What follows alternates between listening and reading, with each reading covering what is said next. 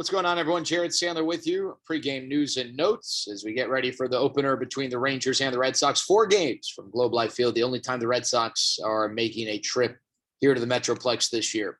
I want to start with a few news and notes, and then we'll get into Nick Solak, who's going to be the big part of this. I want to also talk about Brock Holt. But let's start with the injury side of things. Chris Davis, in case you missed it, I mentioned this yesterday, but Chris Davis returned to game action, alternate site team yesterday, went 0 for 4.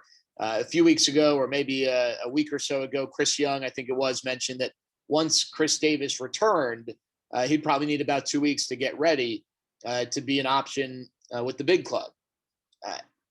I think the other question here, and Chris Young was asked this, he didn't give a definitive answer because he didn't need to, is what is Chris Davis's role? Where does he fit in best? How does he fit in best?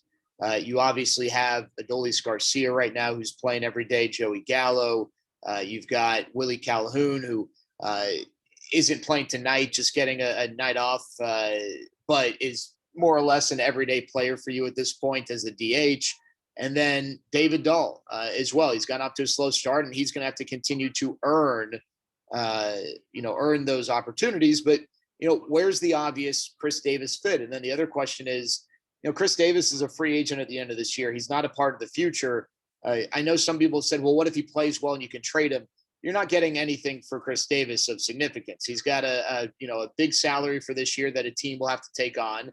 If they don't take that on, then maybe you can get a bigger prospect. But still, you're talking about a guy who probably at this point is a DH only, who might not be good against right-handed pitching.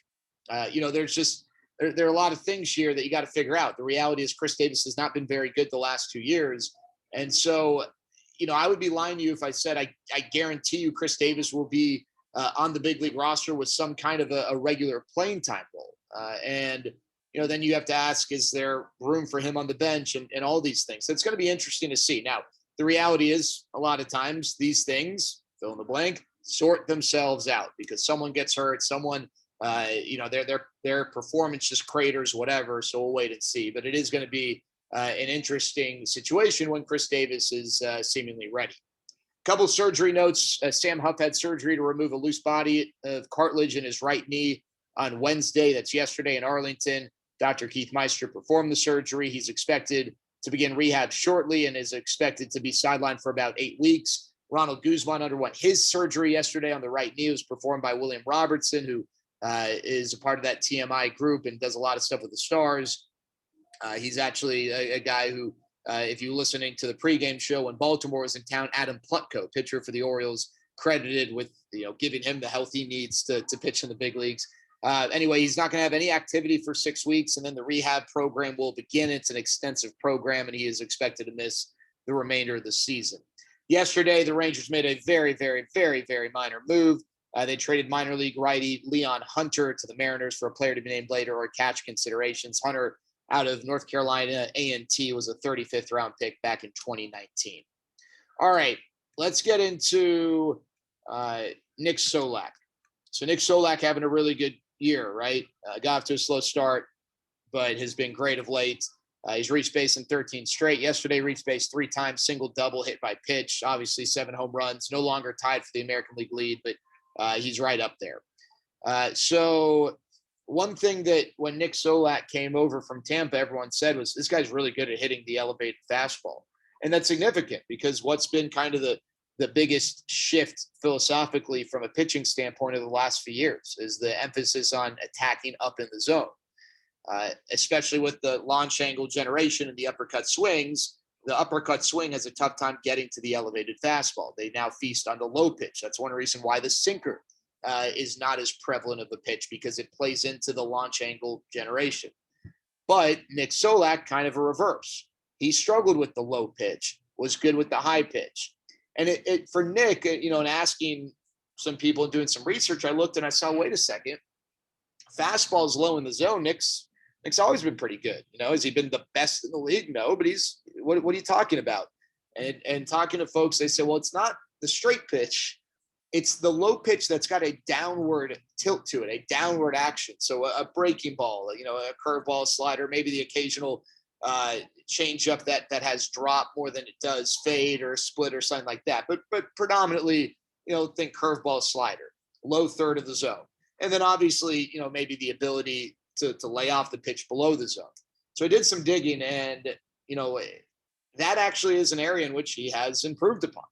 It's something that they have emphasized. He's changed the mechanics of his swing. Chris Woodward described his old swing as a steep swing, something that could get to the pitch up here, but not to the pitch down here.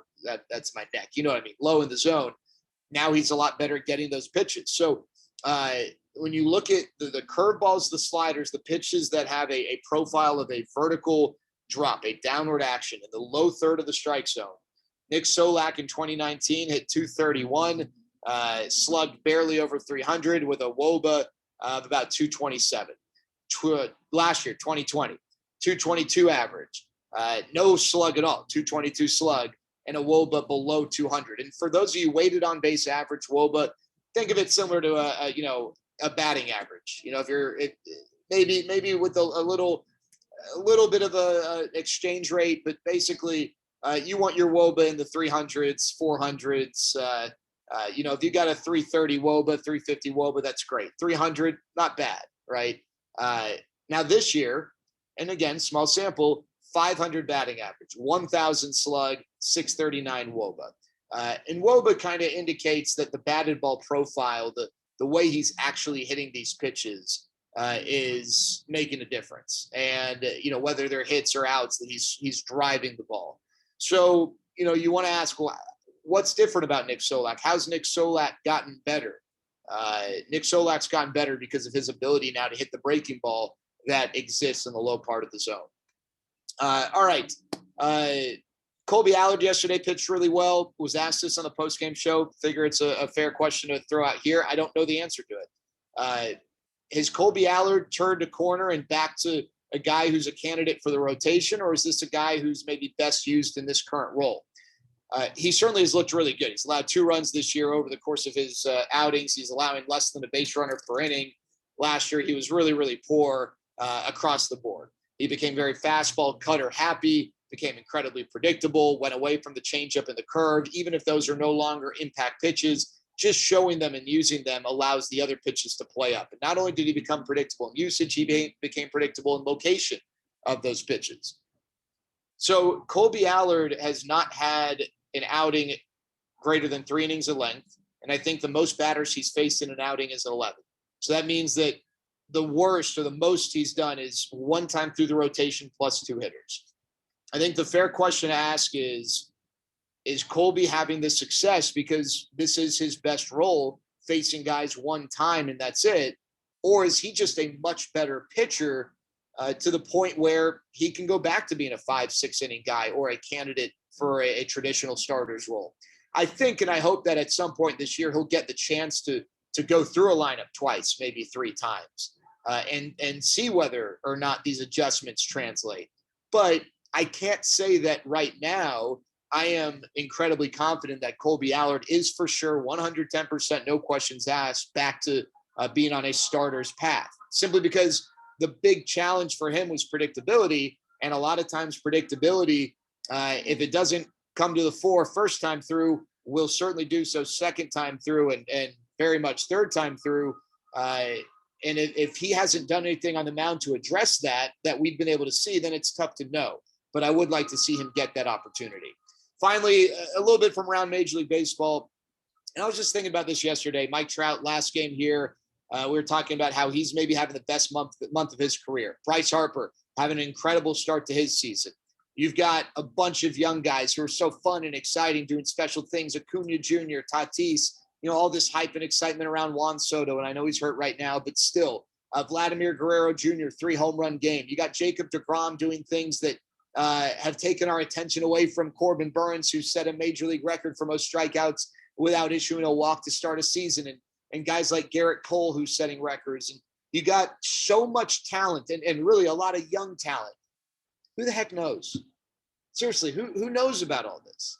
It is very disappointing. Last night, Freddie Freeman struck out against Anthony Rizzo, and a quirky baseball weird matchup. 2 friends, 2 of the best first basemen in baseball, one on the mound, one in the box. And it seems like guys are having more fun playing the game than ever before. It seems like that wall has been broken where now you're allowed to have fun and express yourself.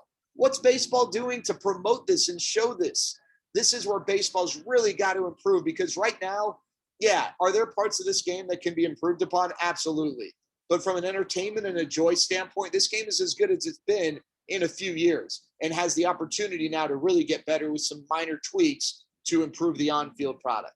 There you go. That's our game preview. The Rangers and the Red Sox, the former Ranger Martin Perez against Kyle Gibson, the pitching matchup. Talk to y'all later.